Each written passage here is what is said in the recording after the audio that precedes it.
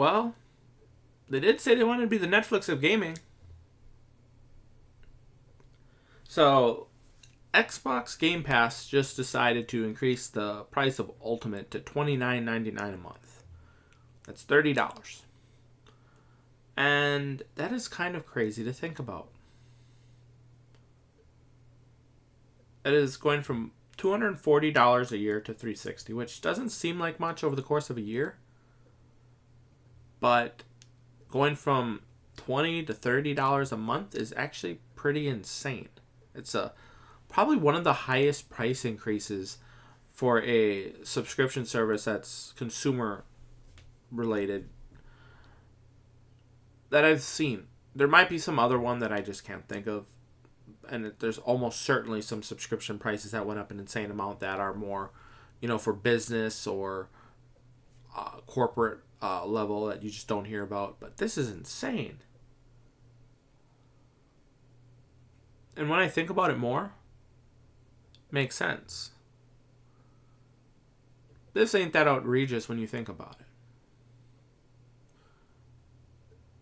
If you were to look at all the other things gamers have raged against, big companies for,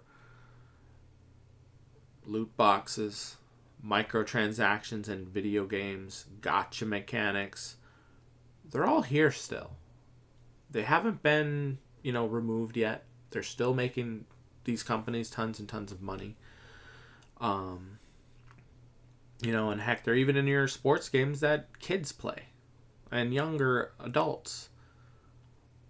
That's the kind of crazy thing you think about and you realize, I don't think you're I just can't see them lowering the prices, although unless they intended to. Go say, hey, yeah, we're increasing the price to $30 a month. And then big outrage from the internet. Bunch of big content creators cover it. And then say, oh, yeah, we heard your feedback. We're lowering it to $25 a month. That's still a $60 a year increase per subscriber at that tier. For every 1 million subscribers at that tier, you're getting an extra $60 million. If you're 10 million people at that price tier, that means that's an extra $600 million a year. If there's 20 million subscribers at that tier, that's $1.2 billion more a year that they're going to make. Even if they lose 100,000 or a couple 100,000 or even a couple million subscribers, it might not outweigh it, which is why they're able to get away with this. They're using math. A lot of people's mortal enemy. So, yeah, it's just kind of crazy to think about. Honestly, at this point, I'm just going to wait and see what happens. Maybe not. Doesn't really impact me that much right now because I haven't been subscribed to Game Pass for a while. Because I look at it from this perspective. When you think about how much $360 is a year, $30 a month, think about this. Imagine this. You know what? I could pay for Game Pass, play the latest, greatest game that's probably not going to work on release or going to have some game-breaking bug or some issues.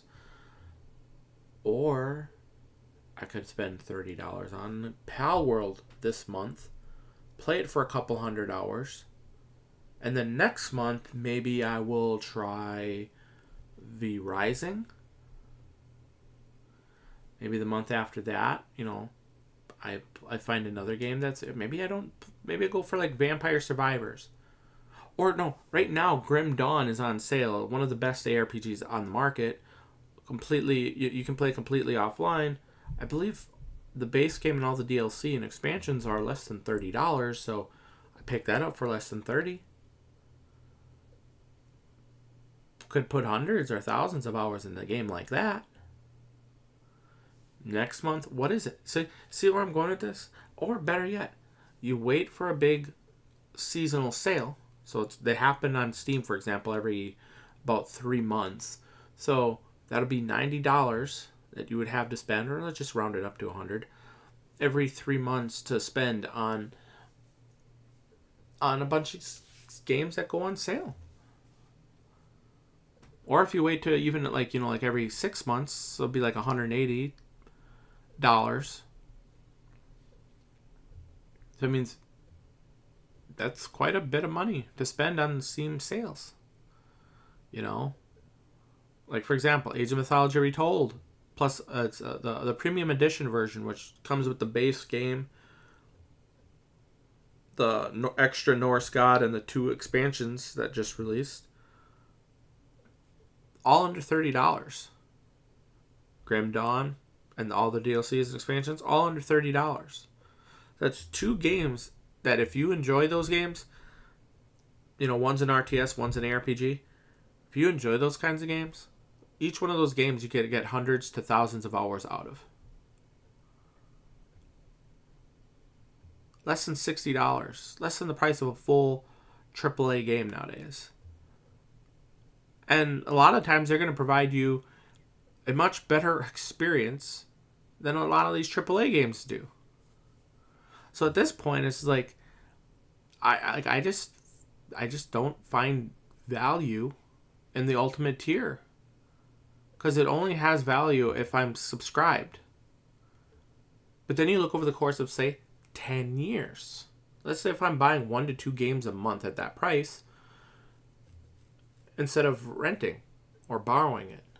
Now, granted, yeah, obviously you don't own the games you buy. I know what you're going to say with that caveat. If they screw me over in that thing, I'll screw them over in another way, and you know what I mean. We will One Piece it if they take games that I own or bought away from me. Let's just say that. So, if you have a 10-year period, 1 to 2 games a month, 12 to 24 games a year, over the course of a 10-year period, that's 120 to 240 games you would get over that course of that 10-year period.